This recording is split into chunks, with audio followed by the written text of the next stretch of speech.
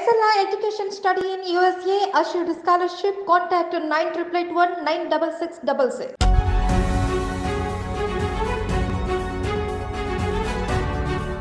నమస్తే, నేను Kavitha. Welcome to I Dream News. Delhi liquor కేసుకు సంబంధించి ఒక అడుగు ముందుకు పడింది. కవిత ఇంటి మీద ఈడీ రైడ్స్ జరుగుతున్నాయి. ఢిల్లీ నుంచి వచ్చినటువంటి టీం చేస్తోంది. ఓవరాల్గా ఏం జరగబోతోంది? కరెక్ట్గా ఎన్నికలకి ముందే ఈ పరిణామాలు ఎందుకు చోటు చేసుకుంటున్నాయి? ప్రస్తుతం మనతో పాటుగా ఉన్నారు పొలిటికల్ అనలిస్ట్ ప్రకాష్ గారు. ప్రకాష్ గారు, నమస్కారం అండి. సో ఈ ఢిల్లీ లిక్కర్ కేసుకి సంబంధించి ఎప్పటి నుంచో పెండింగ్లో ఉంది. తన్ని సిబిఐ అటెండ్ అవ్వమంటే తను వెళ్ళలేదు. ఆ తర్వాత సుప్రీంకోర్టులో అది కేసు పెండింగ్ అయింది. ఇప్పుడు సడన్గా మోదీ ఇక్కడ తిరుగుతున్నారు, తెలంగాణలో ప్రచారం అవుతోంది అండ్ షెడ్యూల్ కూడా రాబోతోంది. ఇప్పుడే ఎందుకు ఇలాంటి పరిణామం? ఎప్పుడు మొదటి నుంచి మనం అనుకుంటున్నాం ఈ ఈడీ సిబిఐ అనేటి కేంద్ర ప్రభుత్వంలో ఏ పార్టీ అధికారంలో ఉంటే వాళ్ళ చేతుల్లో ఒక పావులుగా, వెపన్స్గా ఉపయోగపడుతున్నాయని దాన్ని కరెక్ట్గా నిరూపిస్తున్నది ఇప్పటి సందర్భం.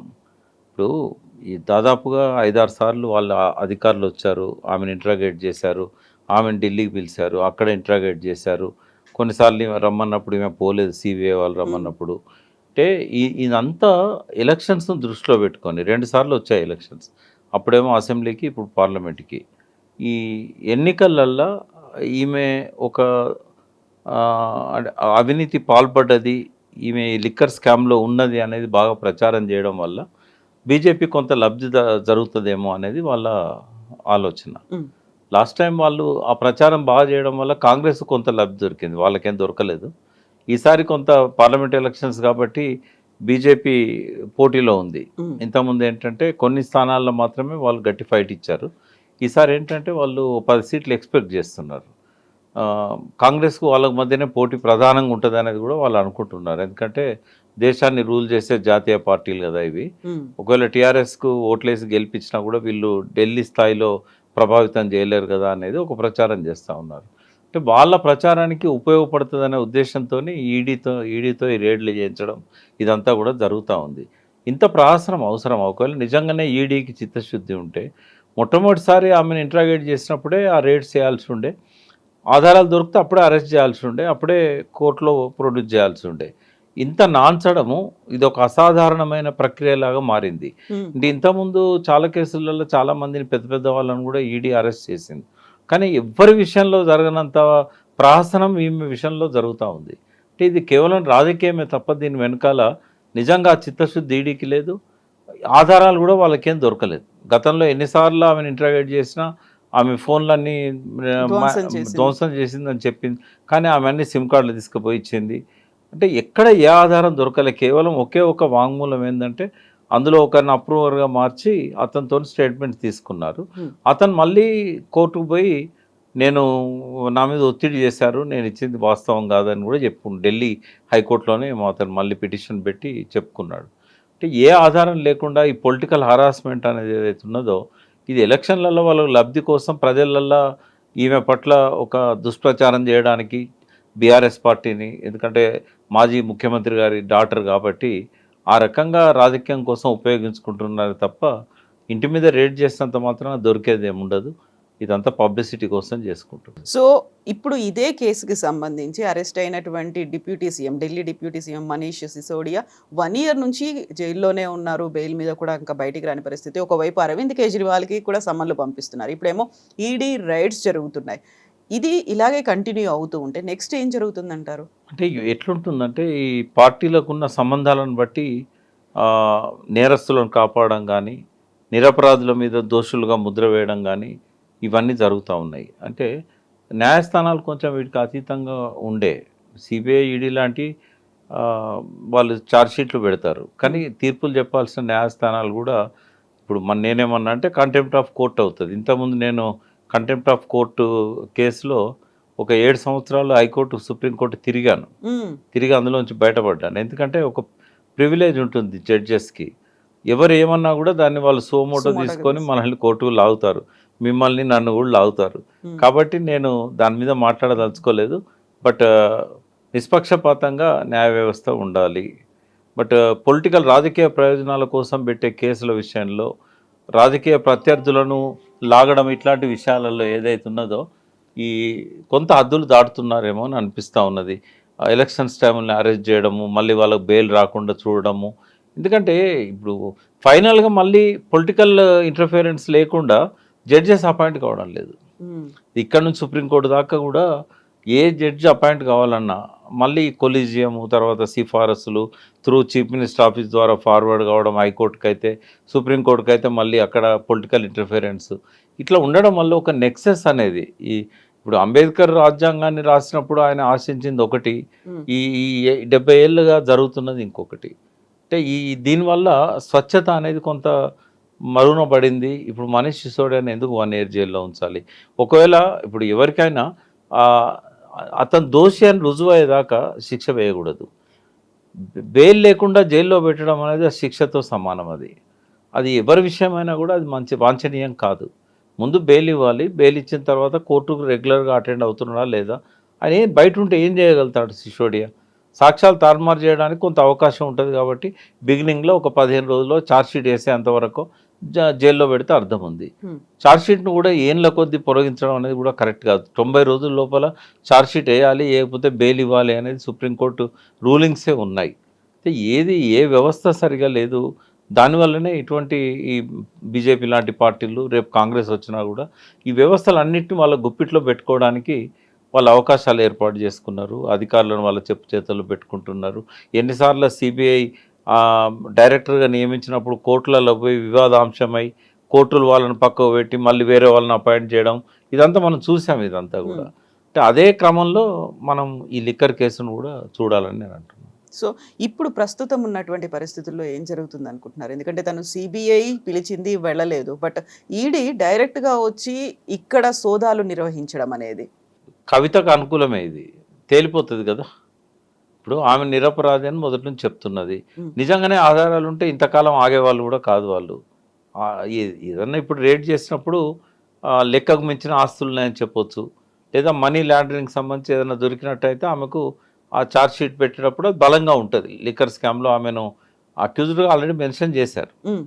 ఛార్జ్ షీట్లో బలంగా రాయడానికి ఉపయోగపడుతుంది. కానీ శిక్షలు పడతాయి వీళ్ళకి ఎట్లాగో. ఒకవేళ దోషి అని రుజువైనా కూడా ఆ కోర్టులో వాదనలలో వేగిపోతుంది. అది అక్కడ పోయేసరికి వాళ్ళు బలమైన ప్రాసిక్యూషన్ సాక్ష్యాలు బలంగా పెట్టాల్సిన అవసరం ఉంటుంది. వాళ్ళకి ఆధారాలు దొరికినప్పుడు అదంతా జరిగే తతంగం. అంటే ఒకసారి తేలిపోతుంది. మళ్ళీ రేట్స్ అయితే జరగవు కదా.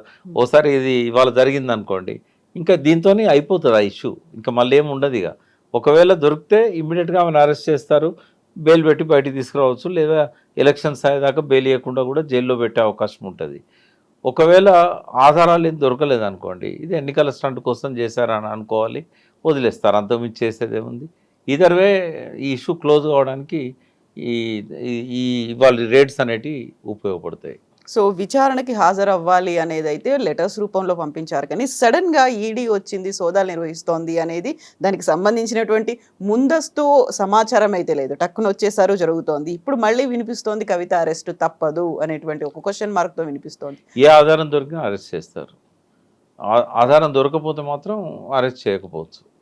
అది వాళ్ళు తేల్చుకోదలుచుకున్నారు ఏదో ఒకటి. ఎందుకంటే పార్లమెంట్ ఎలక్షన్స్ దగ్గరలో ఉన్నాయి. ఈరోజు కోడ్ కూడా వస్తుందని అనుకున్నారు కదా, రేపు వస్తున్నది. కాబట్టి అరెస్ట్ చేసినా అవకాశం అయితే ఉంటుంది చేయడానికి. ఎందుకంటే కొంత బీఆర్ఎస్ని దెబ్బతీయడానికి బీజేపీ పూర్తి సిద్ధంగా ఉంది. ఎక్కడ కూడా వీళ్ళకి ఇంటర్నల్ అండర్స్టాండింగ్ కానీ ఆ స్నేహం, ఆ సయోధ్య ఎక్కడ కూడా లేదు. లేనప్పుడు ఏంటంటే అరెస్ట్ చేయొచ్చు.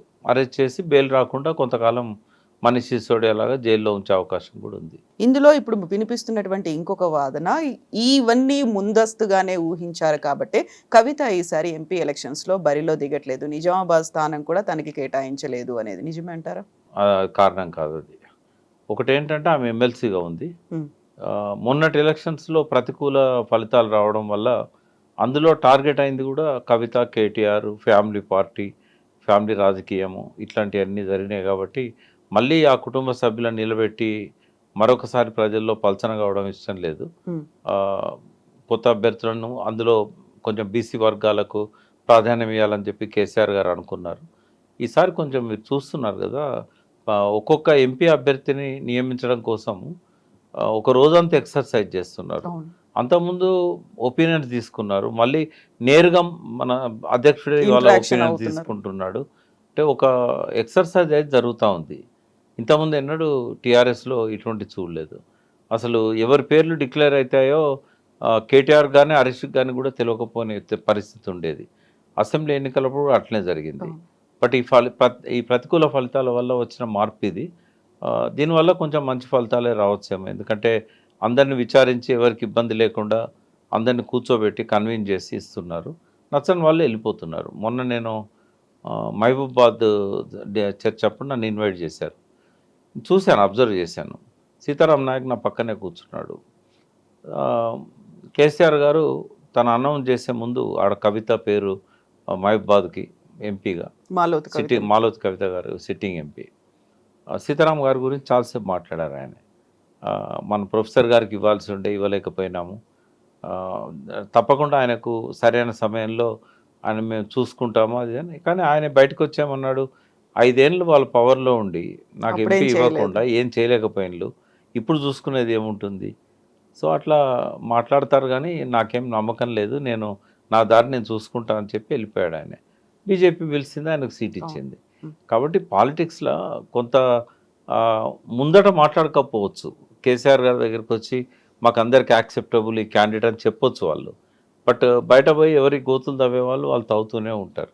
ఒక పరిణామ క్రమంలో ఏంటంటే ఇది దాదాపు టీఆర్ఎస్ పుట్టిన తర్వాత 24 సంవత్సరాలకి ఒక సమీక్ష, కనీసం ఒక స్థాయిలో ఒక పిలిచి ఆ చిన్న చిన్న పాజిటివ్ మార్పులు, అంత చిన్న చిన్న మార్పులు రావడానికి ఒక పెద్ద షాక్కు గురి కావాల్సిన పరిస్థితి. అయితే కవిత కేసుకి సంబంధించి మీరు ఒక అడ్వకేట్ కూడా, పాసిబిలిటీస్ అనేది ఎలా ఉన్నాయి? ఈడీ ముందున్నటువంటి ఆప్షన్స్ ఏముంటాయి, కవిత ముందుండే ఆప్షన్స్ ఏముంటాయి? ఇప్పుడు పెట్టదలుచుకుంటే ఏ ఆధారం లేకుండా కూడా సాక్ష్యాలు క్రియేట్ చేసి కేసులు పెట్టవచ్చు. వదిలేదలుచుకుంటే రెడ్ హ్యాండెడ్గా ఎన్ని సాక్ష్యాలు దొరికినా కూడా వాళ్ళ సాక్ష్యాలను పక్కకు పెట్టి ఛార్జ్షీట్లో మెన్షన్ చేయకుండా వాళ్ళని కాపాడవచ్చు. ఇవాళ ఉన్న వ్యవస్థ అది. కాబట్టి ఇప్పుడు బీఆర్ఎస్కు బీజేపీ మధ్య వైరం కొనసాగుతుంది. రేపు పార్లమెంట్ ఎన్నికల్లో బీఆర్ఎస్ వెనకాల ఉన్న ఓట్ల కోసం బీజేపీ చూస్తున్నది. కాబట్టి ఆమెను అరెస్ట్ చేయడానికి పాసిబిలిటీస్ ఎక్కువ ఉన్నాయి. కేసును పటిష్టంగా తయారు చేయడానికి అవకాశాలు ఎక్కువ ఉన్నాయి. ఇవాళ ఈడీ రేడ్స్లో ఏం దొరకకపోయినా కూడా దొరికినాయని చెప్పి ప్రచారం చేయడానికి కూడా అవకాశం ఉంది. ఇప్పుడు ఈ వార్త ఇవాళ వస్తుంది, నిజంగా దొరికినాయా లేదా, ఏం సాక్ష్యాలు దొరికినాయా అనేది ఛార్జ్షీట్లో పెట్టి విచారణకు వచ్చినప్పుడు కానీ చాలా టైం అప్పుడు మర్చిపోతాం మనం. ఇప్పుడున్న ఇంట్రెస్ట్ అప్పుడు ఎందుకు ఉంటుంది? కాబట్టి ఏం లేక ఏం దొరకకపోయినా కూడా ఆధారాలు దొరికినాయని చెప్పొచ్చు. డైరీలు ఉన్నాయనొచ్చు, ఇంకేదైనా కరెస్పాండెన్స్ దొరికిందని చెప్పొచ్చు, ఫోన్ కాల్స్ ద్వారా మేము ట్రాప్ చేస్తామని చెప్పొచ్చు. పెట్టదలుచుకుంటే వాళ్ళకి అడ్డమేముంది? ఎన్ని కేసులైనా పెట్టి జీవితకాలం కూడా బయటికి రాకుండా ఆపొచ్చు. ఇప్పుడు సాయిబాబా విషయం చూసాం మనం. ఏం ఆధారం దొరికిందని ఇన్ని సంవత్సరాలు వరవరరావు గారు ఆ ఓల్డ్ ఏజ్లో, ఆయన ఇప్పటికి 75 ఏళ్ళ 80 ఏళ్ళ పైన ఉంటాడు. ఆయన కండిషనల్ బెయిల్ పెట్టి ముంబై నగరానికి కట్టడి చేసి చాలా రోజులు ఎర్రవాడ జైల్లో పెట్టి, ఆ భీమా కొరగాం అనే దానికి ఆయనకు సంబంధమే లేదు. అది ఎక్కడనో పూణేలో అహ్మద్నగర్ పోయే దారిలో ఉంటుంది. అంటే వాళ్ళు పెట్టదలుచుకుంటే ఎన్ఐఏ కావచ్చు, లేకుంటే సిబిఐ కావచ్చు, ఈడీ కావచ్చు, ఇవన్నీ కూడా వాళ్ళ పాలక పార్టీల చేతిలో ఉండే సంస్థలు. కాబట్టి కవిత అరెస్ట్ అయినా ఆశ్చర్యపోనక్కర్లేదు వాళ్ళు. ఎస్ ప్రకాష్ గారు, థ్యాంక్ యూ సో మచ్ అండి.